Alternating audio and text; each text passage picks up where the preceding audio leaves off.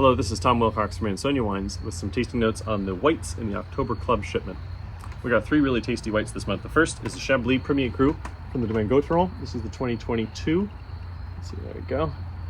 22 was an excellent year in Chablis. Very hot and dry and sunny the way they mostly are now.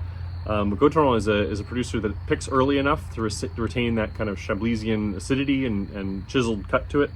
Vaucoupin is one of his Premier Crus. It's always been one of our favorites. He raises it just in stainless steel. A lot of people raise their Premier Crus in oak these days, and Gauthieron has a couple cuvées that he'll oak a little bit. This one is pure stainless steel, so it's classic old school Chablis. It's very floral, very round. It's from a plot that gets a fair amount of sun, so there's a nice sunny quality to the wine. It's very ripe, but with real classic Chablisian acidity and minerality and precision. It's a delicious wine and a very classic Chablis. Next, we have a Puy Fumé from the Loire Valley, from our newest producer there, Domaine Cholet. This is a beautiful wine. It's very subtle Puy Fumé. It's all Sauvignon Blanc, raised in stainless steel, no oak at all. Really showing a complexity from Sauvignon Blanc that you often don't get with Sancerre sometimes, and with other Puy Fumé that we have. It's very kind of one note, delicious, really nice wine, but very kind of simple in terms of its complexity. This is a wine that has a lot of layers to it.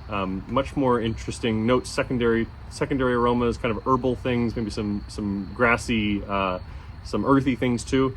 Sauvignon Blanc typically is grapefruit in the fruit, and that's what you get here, but you also get some nice floral kind of dried flowers along with it too.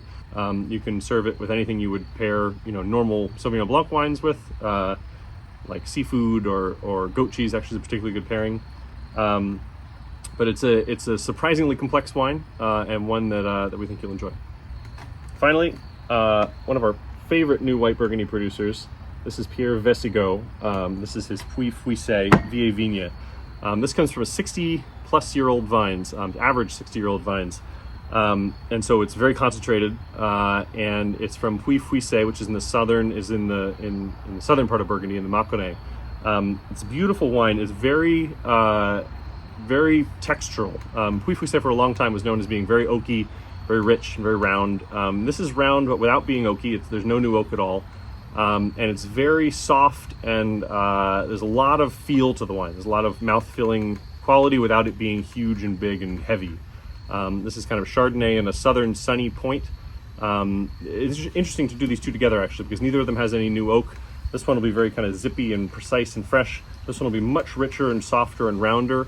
There's kind of a golden quality to Vessigaud's wines that's beautiful. But both of them will be unoaked entirely, so it'll really be about the Chardonnay fruit.